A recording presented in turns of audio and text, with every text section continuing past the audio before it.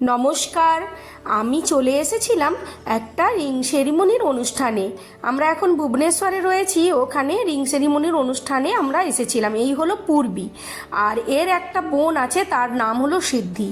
আর যার আজকে ring ceremony ছিল তা সে হলো, আমরা যেখানে ভাড়া থাকি ওখানেই ওপরে একজন দিদি ভাড়া থাকেন, তার বড় মেয়ের রিং সেরিমনি।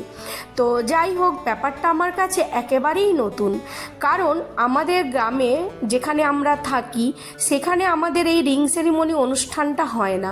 সেখানে হয় আশীর্বাদ অনুষ্ঠান।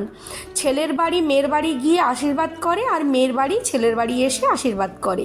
তো আমার কাছে ব্যাপারটা সম্পূর্ণ নতুন এবং ভীষণ আমি এক্সাইটেড ছিলাম আর খুব আনন্দ পেয়েছিলাম যে এরকম একটা অনুষ্ঠানে প্রথমবার আমি আসতে পেরেছি।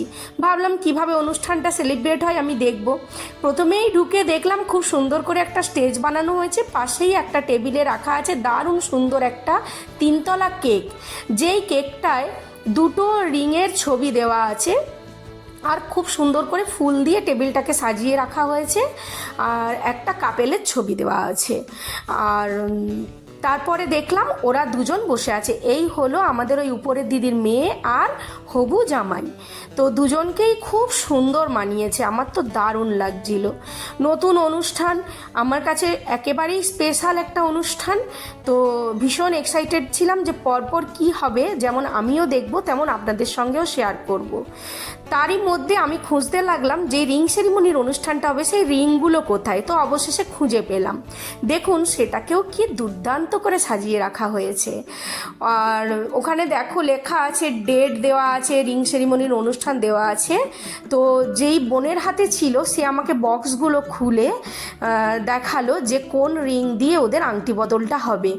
তো সেই রিংগুলোকে সুন্দর করে সাজিয়ে রেখেছিল জায়গাটা থেকে, ও বক্সগুলো খুলে খুলে আমাকে রিংগুলো দেখাচ্ছিল। আমিও টুক করে একটু দেখেও নিলাম আর তোমাদের সঙ্গেও ভিডিওটা শেয়ার করে নিলাম যে তোমরা নিশ্চয়ই তোমাদের অনেকের কাছেও এই অকেশনটা একেবারেই নতুন, যেমন আমার কাছে ছিল নতুন।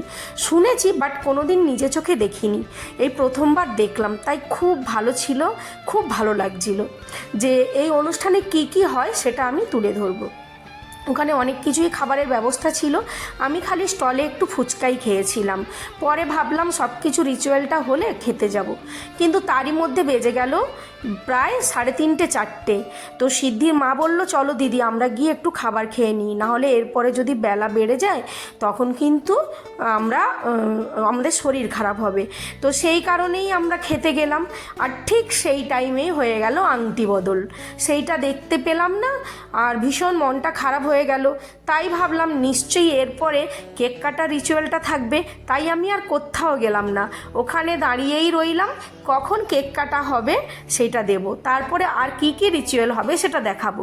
কিন্তু এই দেখো, এটা পূর্বী, আর ওই কালো গেঞ্জি পরে ওর মায়ের কোলে রয়েছে সিদ্ধি।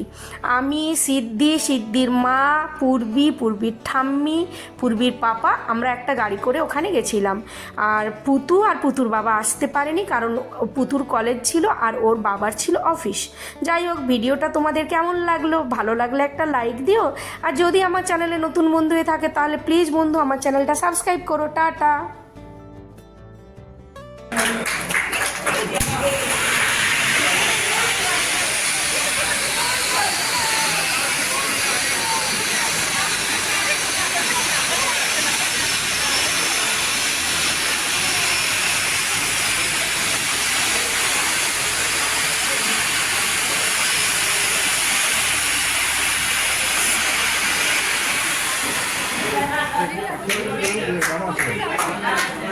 भाई भाई भाई भाई भाई